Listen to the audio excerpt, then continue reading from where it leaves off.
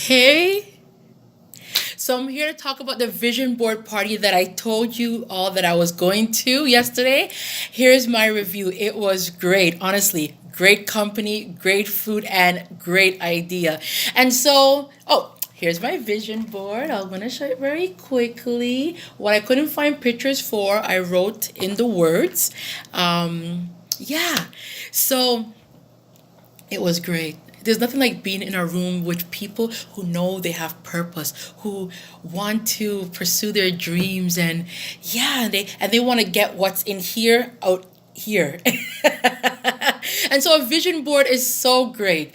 I mentioned yesterday you guys should really consider doing a vision board. It's been on my heart for over a year now, and when I saw the post I was like, yes, I'm in. I'm going. I did everything possible. I changed my schedule. I did all type of things to make sure I was there because I really wanted to get all of whatever's in my mind. I wanted to be able to see it.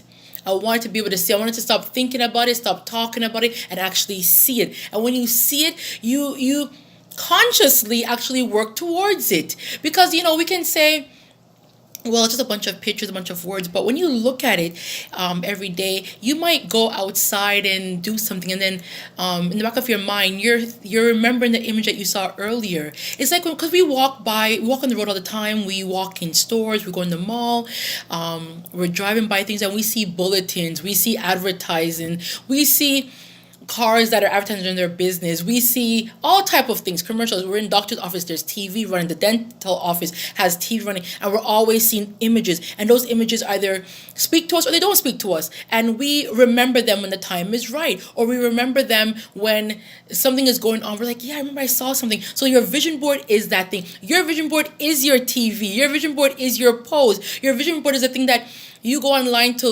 look for, that you hunger and thirst for, and you can now look at it yourself. Your vision board is all that's in here, and all that you know that you can do. And so I encourage you all, do a vision board. And I know that there's some people here on who will see this video, if you're on my WhatsApp group, that you may not have the resources that we have here in Canada, like some magazines. I was talking to a girlfriend this morning. She went to an event and she had to buy magazines to be able to do a vision board when she got home. And so you may not be able to buy magazines or get free magazines or go to an event where everything is supplied to you, but you don't have to be limited. And even technology doesn't have to limit you. Just a simple pen and paper. Yep, just a piece of paper, a pen or a pencil. Yep, the old-fashioned way. You write down all that's in your heart. Think about the areas of life. You say there's your health, your social life, your career, your finances. Can't remember all of them right now, but you look at each of those areas, your family area, and you write down what you want in those areas. If it's health, if it's to eat better, if it's to exercise, if it's family, if it's to spend more time, if it's to go somewhere, personal time, if it's to, I don't know, do more things with yourself. Whatever it is, you can write those things down, because when we write things down, we automatically see things in pictures anyway. So if I write the word run, I'm going to start imagining maybe not me, maybe somebody else running.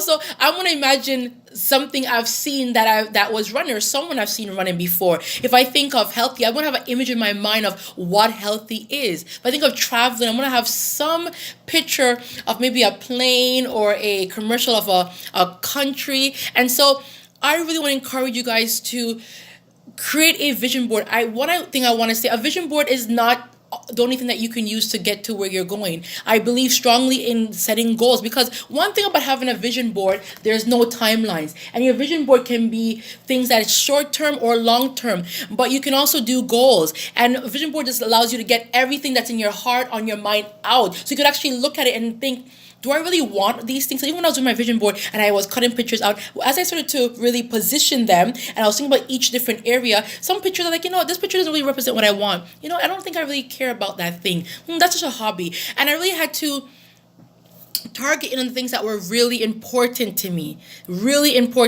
Maybe I might revisit those other things later on, but right now in my life, or even the next few years, I want to focus on just a few things.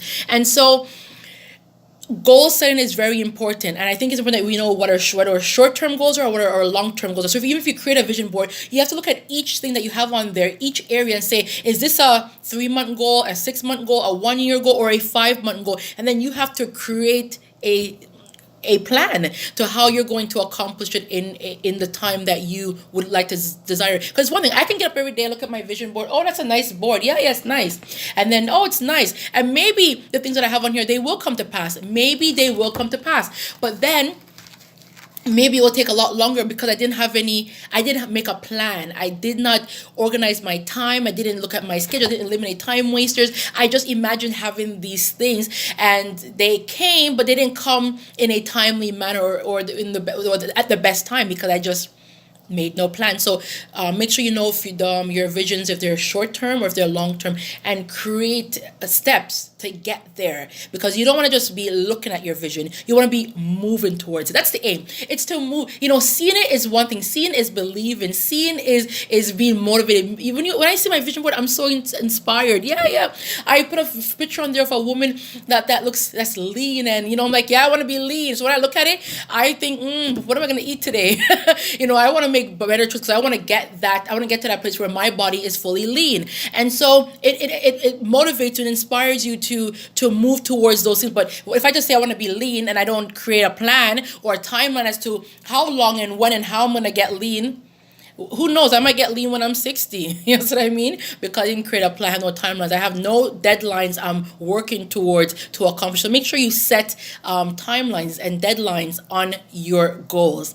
Yes, and as I was saying earlier, those of you who may not have the resources, you don't have to be limited. Get a piece of pen. Sorry, hear me now. Get a piece of paper and get a pen or a pencil, and just write down what you want. If it's a certain job, if it's a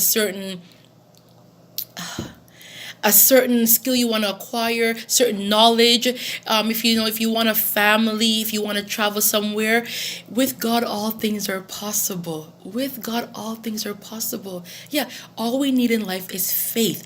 Everything around us is faith. The chair I'm sitting on was created by faith. Before the person had money or had the idea, it was faith. It was an idea. So you need to get the idea, and then you need to have the faith for it to happen.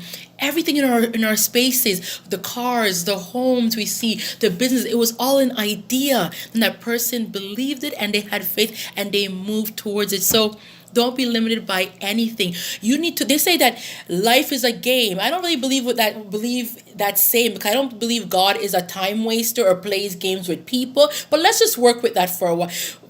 So if life is a game, are you a spectator, or are you participating? Yeah, are you spectating as in you're watching everybody else go by and you're just looking?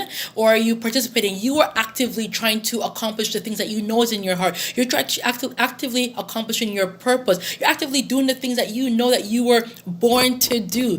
A few weeks ago, I was lying down, and I was really saying to the Lord, I really don't like interviews. I hate saying I, trying to sell myself and sounding conceited. And I'm just not comfortable with any of that. And I just heard, you are born to lead. And I was like, oh, I'm a leader. I never really thought about that. I know that I like to teach. I like to, share information with people. I like to elevate people, inspire them. But when I heard those words, I was just like, okay, I'm a leader. I'm born to lead. Yeah, I am a leader. So I better get confidence saying I, and you can too. Get confidence saying, I was born to win. I was born with purpose. I am born to succeed. Yeah. I'm born to do great things. I'm born to win. Yeah. God wouldn't put us here to fail. Yeah. You see, we're representatives of God. Yeah. We are in His image and His likeness. So God wouldn't put us here and then have us make Himself look bad. No. So you need to figure out what it is that's in you, what God has blessed you with. What is that thing that thugs on your heart? What is it you really want to do? And get out of that area or that job that you really don't like. Get out of that relationship that you're just tolerating. You're just staying in because it looks good, and forget all of that. Get out of anything that causes you guilt, shame, condemnation, makes you feel bad, makes you not be your best. Get out of it. Get a vision for what you do want and start to believe you can have it. You can have it. Believe you will receive it. Yes, just have faith. Everything in the on the earth started off with faith. An idea, the person believed, and they had faith, and it happened. Whether the resources came, the material came, they believed it so much they gave the idea to somebody else. The point is that it happened. All we need is faith. God will do the rest. We don't know everything. The same way we were put in our mother's wombs, and I'm sure parents don't know how we got there. Well, okay, forget about the physical act, the whole makeup of the body and everything like that, and how everything works. I'm sure they don't know, but God knows. God knows when we came out, man figured out we needed to be breastfed or fed with a bottle. They came up with formula, all these things. But God knew. God knows. And so God already knows what He's given to you. You don't need to figure, and He already knows what's already out there. He knows the end from the beginning. Your job is just to say, yes, Lord. I want to win. I want to succeed. I want to have purpose. I want to do what you have purpose for me to do on the earth, and identify those things that are wasting your time, wasting your energy, causing you stress. Doesn't matter if it's a relationship, if it's a job, if it's a hobby, if it's a space, if it's even your stuff. Get rid of it. We have too much stuff. Just get rid of it, honestly. Some of us, we have too much friends. Get rid of some of them. We have too many of whatever it is. Too many bad thoughts, too many. It's just get rid of the clutter. The clutter in your mind, the clutter in your space, the clutter in your schedule. Get rid of it and learn to move towards. You need to have laser vision. Get focused on what really matters. Work on those things. If it's your health, time with your family, fixing your relationship, getting your finances in order, work on those things. If it's a business, work on those things. Pray to God. He will supply your needs. He will supply your needs. So I encourage you guys all to move from spectating. If you're a spectator, I have a definition. What is it? To spectate is something to look at. So if you're watching everybody else live their life and you're just, just another day today, just another day at work, and you don't have any purpose, you have no drive, you're just trying to get by, I encourage you to move from that state and become a participator. Now, to participate simply is to take part. Take part in this thing that they call a game, okay, in this life. Because I don't believe we're here to play games, and I believe we're all here with a purpose. We're all here to fit in some piece of the puzzle to make it a whole. And so figure out what your active part is and stop being a spectator and start being a participator in life, in your own relationship, in your own health, in your own finances, in your own stuff. And learn to believe that you were born to succeed. You were born to be your best. You were born to have the best. And that best is different for many people. That's not a best of lots of money, big cars and houses. No, it could be your best, the best shape possible. Your family, whatever you desire for your family to be, if they've gotten there or whatever budget you want to have, that can be your best. Your best is your best, as long as it's the best and it's not. You're not sitting down thinking, I wish this area was better or I wish that area was better. If you work on it and it gets to your expectation of what